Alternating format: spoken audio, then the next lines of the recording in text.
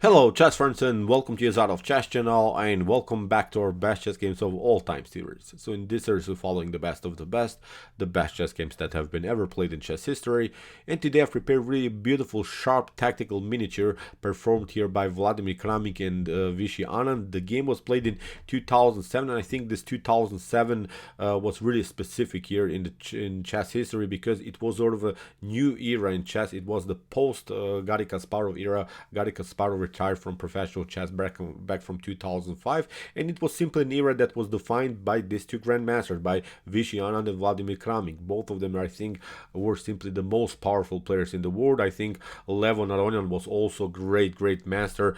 Teimur Ajabov was very attractive to watch, but I think it was also an era that defined the new master, Magnus Carlsen. Magnus Carlsen was only 17 years in 2007, and he was the rising star. He was the one that is supposed to maybe beat Vladimir Kramnik, that is supposed to beat Vishy Anand. He was really the prodigy in the chess community. So as I said, although Garry Kasparov retired, I think still it was a beautiful era for us to watch. But let's see now this game. It was a game that was played after the World Championship title by Vishy Anand. So Vishy Anand became in 2007 the world champion in chess. So it was now a tournament afterwards in which here Vladimir Kramnik opened with the white pieces and opened with the move knight to f3. Here Anand responded with move knight to f6, and we have now the move c4, the English opening. And here Anand goes with this structure. He goes c6 and is hoping to get d5. He hopes to get the Slav defense, and we have to know that Vishy is the master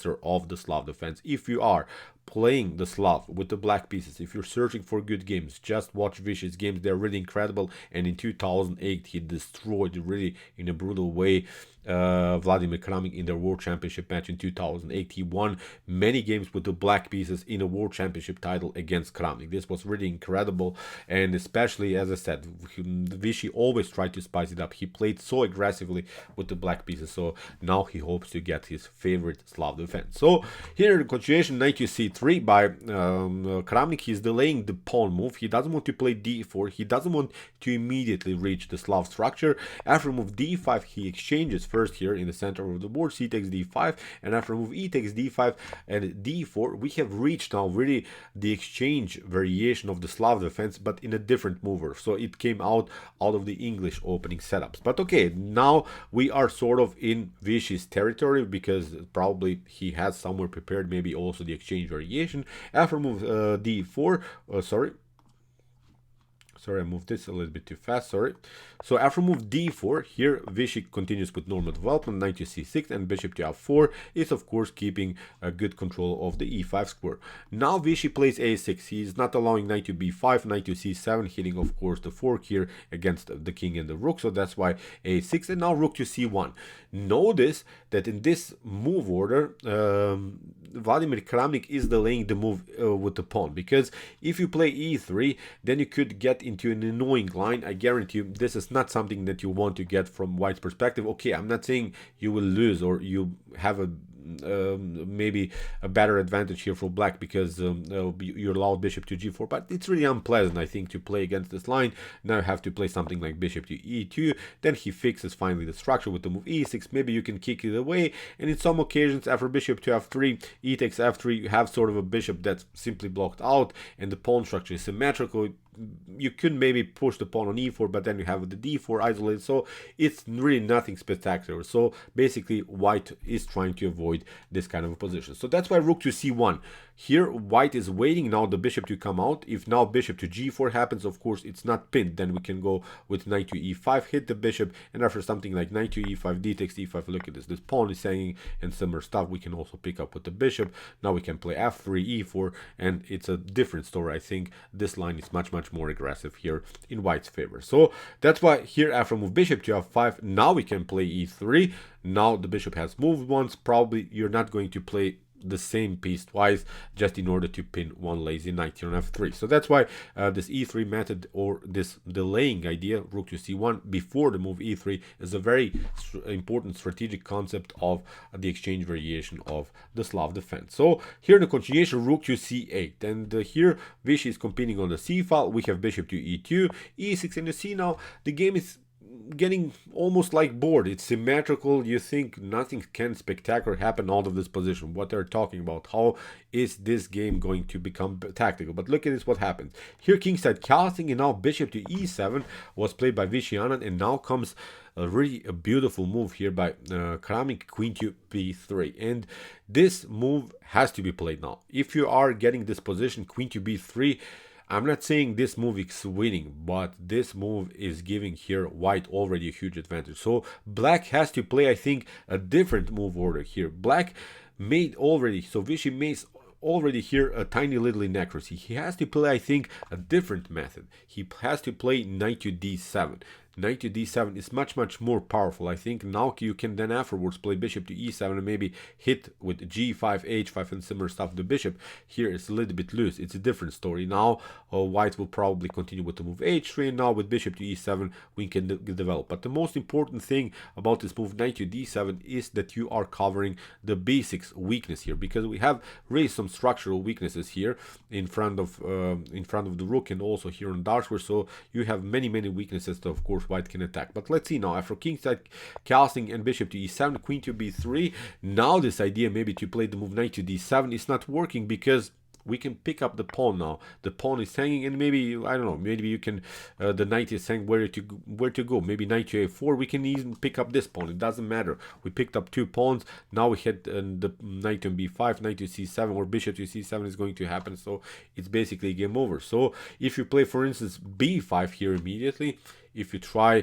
to protect this ideas of knight to a4, maybe here with in this particular way, then knight takes b5 is here an opportunity. Look at this, black is almost lost. Knight takes b5, rook to c6, rook takes c6, bishop to b5 is winning some material. You have to maybe protect now, but knight to e5 is again simply winning the game. So you see, this move knight to d7 before was much more important. So here in the continuation, after queen to b3, even if you secure the king by casting, again would just pick up the pawn on b7. So many already weaknesses in black's position. So as I said before, this move bishop to e7, maybe knight to d7 is the way to go. So but okay, after bishop to e7, queen to b3, now Vishy goes with knight to a5.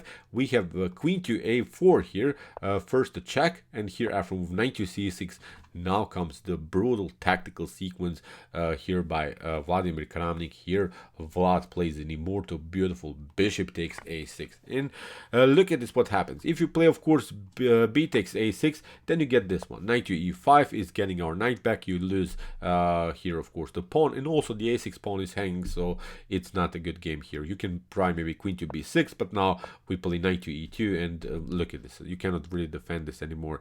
You get 3 times attack, so it should be game over. So that's why after move bishop to a6, Vishy went for rook to a8, and it seems so that the bishop is trapped. But now comes the beautiful part of this tactical performance. Bishop takes b7, sacrificing the queen. After rook takes a4, we have bishop to c6. It comes with a check, and now we pick up here the rook with the move knight to a4. And you see, Vishy lost 2 pawns, a rook and a minor piece for the queen. When we count material, it's of course about equal, but we have to also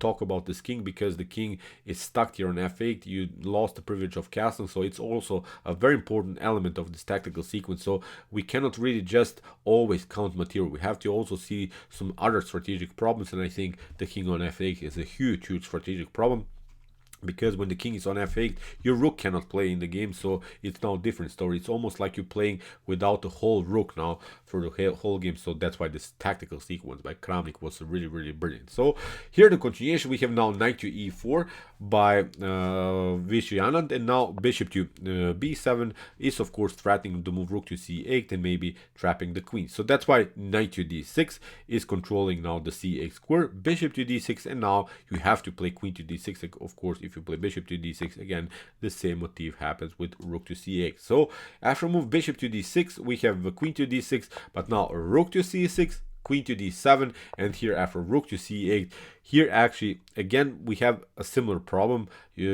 you cannot of course cover with the queen, you have to cover with the bishop, but now the knight comes in a beautiful way into the game. Knight to e5 is again creating some tactical madness, and now comes the crucial mistake here by Vishy Anand. He played now the move queen to e7, and actually after this move he even resigned. But let's see now what happens.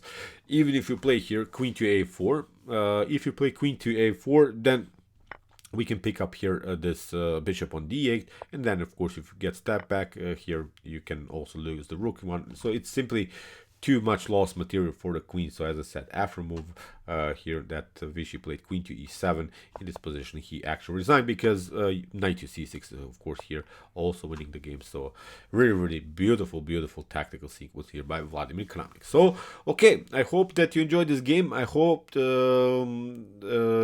you enjoyed this study, because I think it's a very important study of the exchange Slav, because let's go back, you can really, as I said, get this same position out of the Slav defense.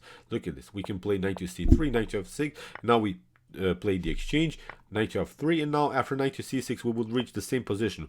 Kramnik versus Anand with bishop to f4. We have seen we have a6, then rook to c1 happened, bishop to f5 and e3 and similar stuff, and then this queen to b3 method hitting the opponent on b7 is really brilliant. So pay good attention, maybe there are some tactics around the square a6. So it was a brilliant here sharp miniature by Vladimir Kramnik against Vishy Anand. So okay, see you soon with some more videos. If you want to see more beautiful tactical games like this, check out our best chess games of all time series. Here's the link of our playlist, and if you like this content, don't forget to subscribe to my channel. See you soon with some more videos, and what to say, chess is the best, of course.